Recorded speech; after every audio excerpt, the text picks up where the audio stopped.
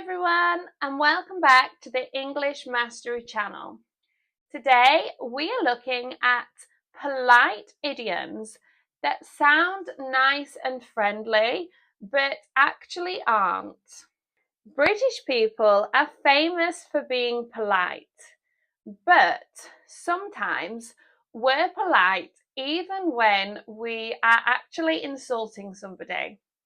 In fact, British English has many expressions that sound very friendly, but actually mean something quite negative.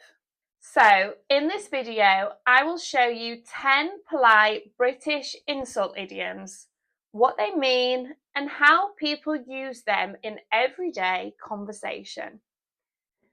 Let's start with bless your heart. This phrase sounds kind and sympathetic, but it can sometimes be used sarcastically.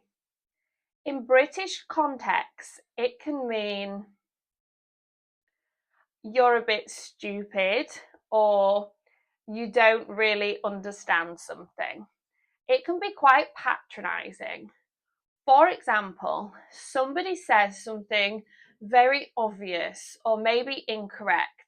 You might hear, "Oh, bless your heart, you tried." The tone is usually soft and polite, but the meaning is not always positive. Number 2, that's interesting. When people say something is interesting, it doesn't always mean they like it.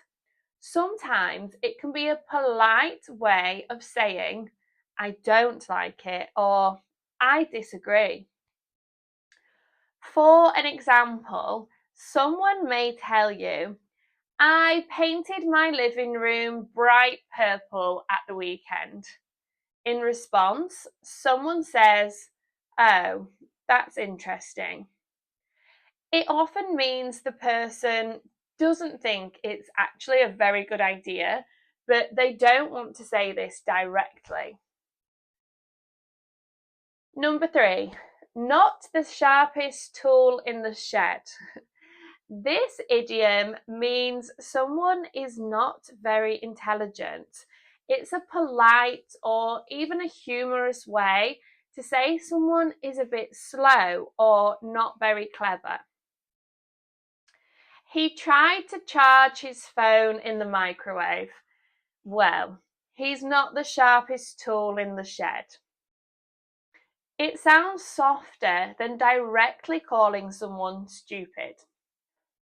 Number 4, a few sandwiches short of a picnic. This is another idiom used to describe someone who is a bit strange or not very smart. It means something is missing mentally. For example, we may say, "He believes the earth is flat and controlled by lizards. I think he's a few sandwiches short of a picnic." This phrase is usually used humorously. Number 5, bless them.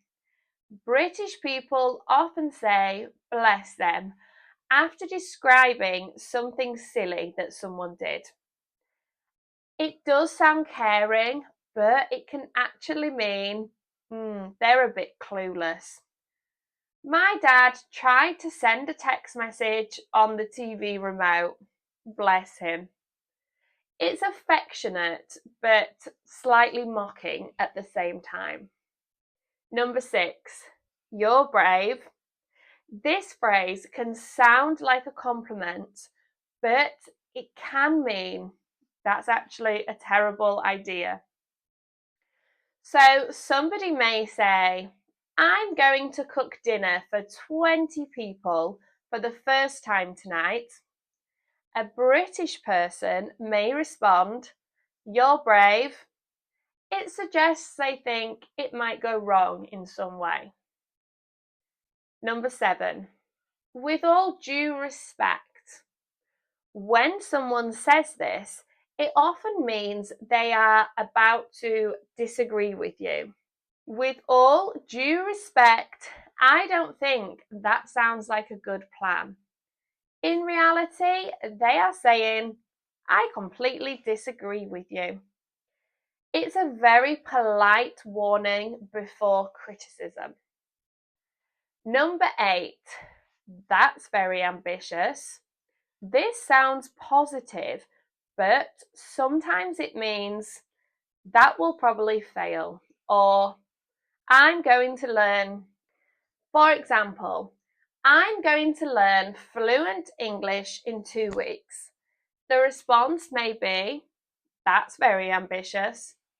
The speaker is politely suggesting the goal is unrealistic.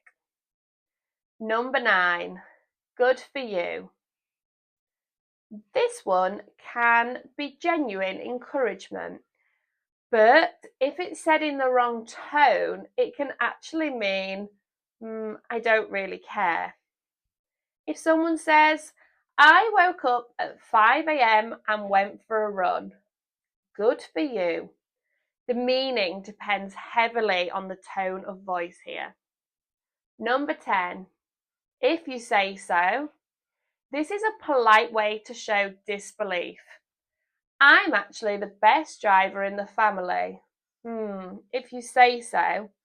It usually means I don't believe that at all, but the speaker is avoiding direct confrontation. One important thing to remember about British English is that tone and context are extremely important. Many phrases that sound polite can actually be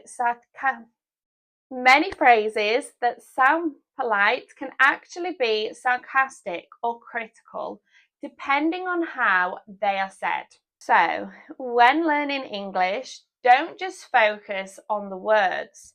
Also, pay attention to tone, facial expressions, and the context. So, those were 10 polite British insult idioms that sound friendly but can have a hidden meaning. Have you ever heard of any of these before? Or do people use similar expressions in your language? Let me know in the comments. And if you want to keep improving your English, don't forget to subscribe for more lessons. Thank you so much for watching. Bye.